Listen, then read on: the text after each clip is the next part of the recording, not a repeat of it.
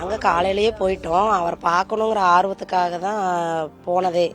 ஆனால் வந்து அப்போ இருந்தே வந்து கும்பல் இருந்ததாக செஞ்சிச்சு.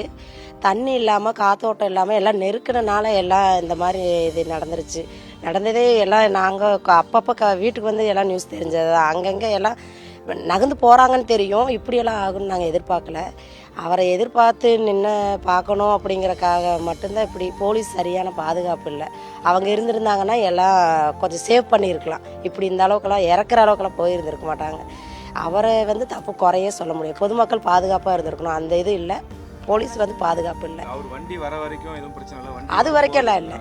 வர்ற வரைக்குமே எல்லாம் சேஃபாக இருந்தாங்க. அவர் வந்ததுக்கப்புறம் தான் நெரிசல் ஆரம்பிக்கவும் எல்லாம் கும்பலில் தள்ளி குழந்தைங்க தான் மெயினாக இதாக இருக்காங்க. ரொம்ப கஷ்டமாக இருக்குது. அவரை பார்க்க வந்து இப்படியெல்லாம் ஆயினது ரொம்ப. அவர் பழி சொல்லுவாங்களோங்கிற ஒரு காரணம், வேற எல்லாம் இல்லை. குழந்தைங்க தான் ரொம்ப காயமாயிருக்காங்க. அவர் வண்டி வந்தப்போ கரண்ட் ஆஃப் ஆயிடுச்சு. கரண்ட்டு அது நாங்கள் இல்லை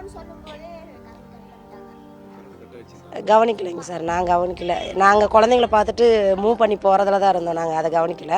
கட் ஆயிருச்சுன்னு சொன்னாங்க. எல்லாரும் எப்படி கீழே விழுந்தாங்க? விழுந்தவங்க மேலே ஏறி நடந்து ஓடினாங்க அப்படின்னு சொல்கிறாங்க. கீழே அதான் நெரிசல்னால தள்ளுனால அவங்க எல்லாம் கால் நிற்க முடியாமல் தடுமாறி கீழே விழுந்திருக்காங்க.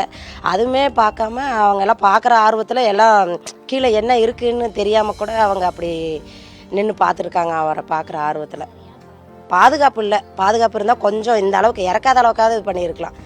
நார்மலாக எல்லா ஊருக்கும் போயிருக்காங்க, எல்லாம் பண்ணியிருக்காங்க. எல்லாரையும் அவங்க வந்து பார்த்துடலாம் அப்படிங்கிற கிஃப்ட் பண்ணுறதுலேருந்து எல்லாமே அவரை பார்த்து நம்ம இதை பண்ணணும் அப்படிங்கிற ஒரு ஆர்வத்தில் தான் இருந்தாங்களோ தவிர பாதுகாப்பு இல்லாதனால இந்த கரூரில் மட்டும் இப்படி ஆயிருக்கு.